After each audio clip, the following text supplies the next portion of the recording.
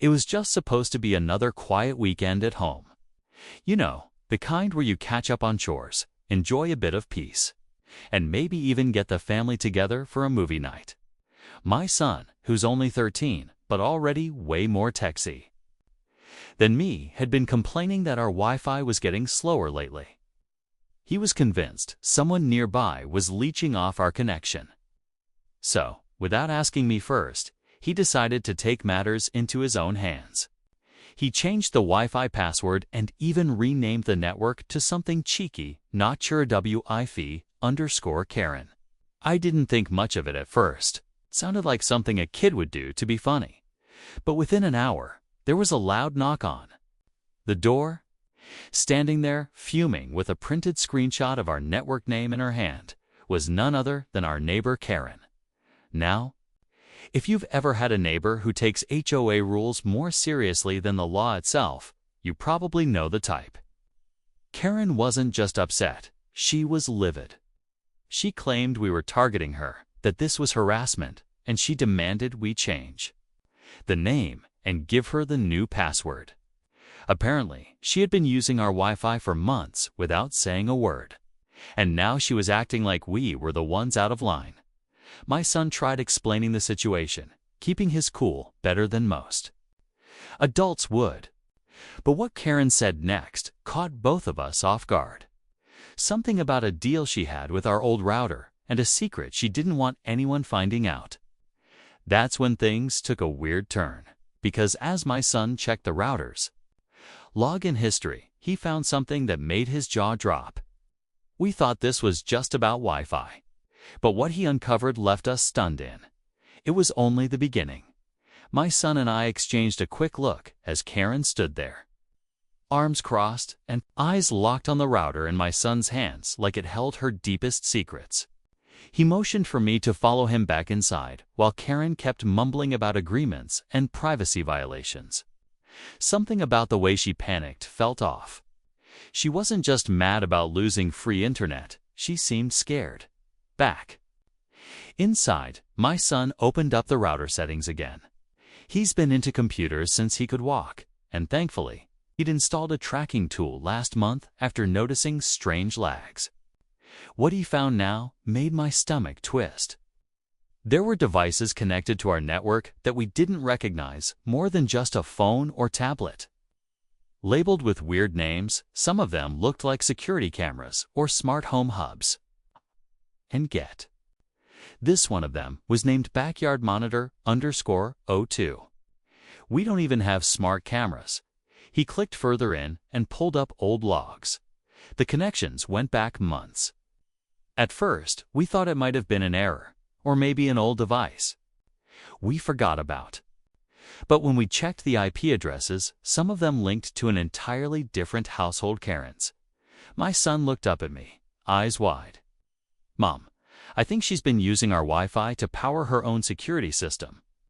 That's when it started to make sense: the bizarre late-night power dips, the weird flicker in our smart TV, even how she always seemed to know when we were home or not.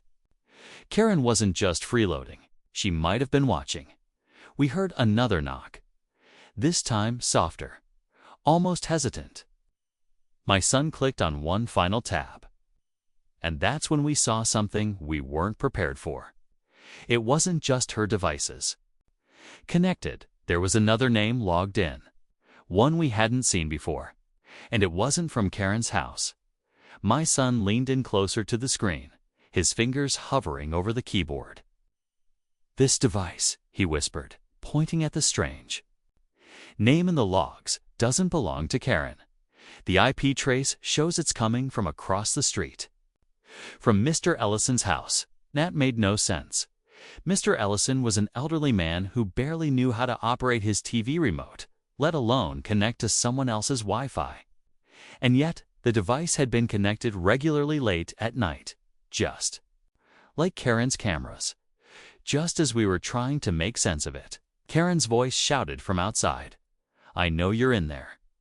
If you don't fix this, I'm calling the HOA and filing a formal complaint." I ignored her for the moment. There was something way more serious going on here. We had to figure out if this was just about stolen internet or something far more invasive. My son opened up the router logs from 2 nights ago. He clicked through timestamps and paused. There, at exactly 2:16 a.m., Karen's camera feed had activated. And then Mr. Ellison's device pinged in seconds later. My stomach turned again. It was almost like they were linked, like someone was triggering a chain of activity. That's when my son told me something that made my blood run cold. He said, "I think someone's using our Wi-Fi to bounce data between houses. Like a hidden network. And we might not be the only ones being watched." Suddenly, a whole new possibility opened up.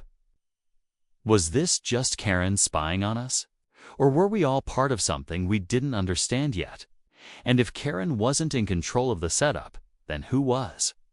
What started as a simple password change had now turned into a digital mystery wrapped in neighborhood secrets, hidden devices, and an invisible thread connecting houses that were supposed to be private. And right then, my son found a folder labeled archive_alpha, but before he could open it, the screen went black. My son froze, staring at the blank screen like he couldn't believe what just happened. The folder archive_alpha was just about to open, and then everything shut down. No warning, no error message, just a total blackout on the laptop. At first, we thought maybe the battery had died, but when he reached down and checked the power light, it was still on.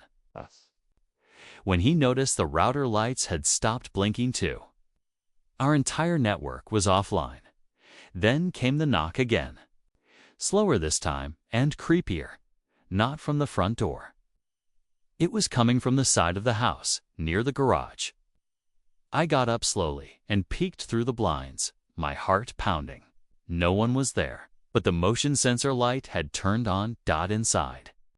My son scrambled to reboot the laptop, but it wouldn't power back up. "This isn't normal," he muttered. Someone forced a remote shutdown. That folder was protected and tracked. I was still trying to make sense of what he meant when we both heard the faint hum of an engine. A black SUV rolled past our driveway, paused for a moment, then kept moving slowly down the street. We don't get much traffic here, especially not vehicles like that at night. It had no plates, and the windows were tinted so dark you couldn't see a thing inside. My son pulled out his backup tablet, one he doesn't use often, and started trying to trace the previous network traffic. "If we're being watched," he said, "then whoever's behind this knows we were close to finding something." He pulled up a last backup log file from earlier that day. The folder name was still there, but now it had a new tag attached: access detected, trace enabled. At that exact moment, a new message popped up on the screen. It wasn't from any known system, just a line of plain text: "Stop digging." That's when the power went out. We stood there in the dark, the sudden silence in the house making every sound outside feel louder. My son instinctively reached for his phone, only to find it had lost signal. No Wi-Fi, no data, not even a single bar. That's when the gravity of the situation really sank in. This wasn't some neighborly drama anymore. Someone had control, and they were watching our every move. Karen's shouting had stopped. The street was quiet now, too quiet. We moved carefully to the living room window, lifting the curtain just enough to peek out. The SUV was gone. But a man was now standing at the edge of Karen's driveway. He wasn't moving, just standing there. And he wasn't facing her house, he was facing ours. My son nudged me and whispered, "Look at the tablet." The screen had come back on, powered by its internal battery.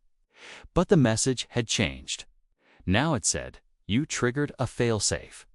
Below, it was a strange string of numbers and letters, some kind of encrypted code. He started running a decryption tool he'd built months ago, but I could tell from the look on his face, something wasn't adding up. Then we heard a sound from upstairs. Something shifting, not a creak, not the wind. Footsteps. We weren't alone, heart racing. I grabbed my phone and tried to call 911, but still no signal. My son whispered, "I think someone planted a device in our house." That's how they die. We're bouncing signals. That's why Karen didn't want us messing with the network. Suddenly, the screen on the tablet flashed again. This time, it was a blurry, still image. A hallway, our hallway. And in the frame, partially hidden in shadow, was us. Right now, that's when the encryption tool pinged. It had just unlocked. Part of the code, and the first decrypted words sent chills down my spine. Surveillance_area_6. My son stared at the word on the screen, whispering it under his breath. Surveillance_area_6. I felt a chill ripple through me. This wasn't just about our Wi-Fi anymore. This sounded like something bigger, something organized. He tapped quickly, pulling up a hidden file embedded in the tablet's system. Inside was a map of our neighborhood, but with marked zones. Our house was red, Karen's was yellow, and several others were gray. It looked like we were part of a monitoring grid, and someone or some group was collecting data through a network of hacked smart devices. Just then, the footsteps upstairs creaked again, followed by a faint metallic clink, like someone adjusting a camera lens. My son grabbed his flashlight and motioned for me to stay behind. Against every instinct, I let him go quietly, moving up the stairs with the tablet pressed to his chest. Seconds later, I heard him gasp. I rushed up to find him in the attic doorway, pointing at a small blinking box tucked behind T. We stared at the final video feed, hearts still pounding. My son studied the footage carefully. Wasn't from our neighborhood. The walls, the furniture, even the lighting looked different. That blinking router in the corner was the same model hidden in our attic. It confirmed one thing. This network was bigger than just us and Karen. Whoever set this up had access to homes far beyond our block. We decided to report everything. My son saved the footage, stripped out anything personal, and submitted a tip to cybercrime authorities. Within a few days, agents contacted us. Turns out, we weren't the first family to experience this. They'd been tracking a rogue tech ring using smart home vulnerabilities to plant hidden routers and siphon data across entire communities. Our case gave them the final link they needed. Karen, for all her dramatics, had unknowingly let them in. Someone offered her free Wi-Fi equipment a while back, and she thought it was a neighborly favor. She didn't realize the device they gave her was feeding into a much larger web. To her credit, once she saw the truth, she cooperated fully. She even apologized awkwardly, but sincerely. In the weeks that followed, tech crews came out to sweep the neighborhood. Several homes had similar devices hidden in their attics, garages, even behind TVs. It was unnerving how quietly it had all happened. But thanks to my son's quick thinking and curiosity, the system was exposed. Now, we have stronger network security, no strange devices. And a new router, name one that gets a chuckle but still sends a message, not your Wi-Fi_ever. This whole experience reminded us that in today's world, tech can protect, but it can also be used to invade. So stay alert, ask questions, and never underestimate the power of a curious kid with a keyboard.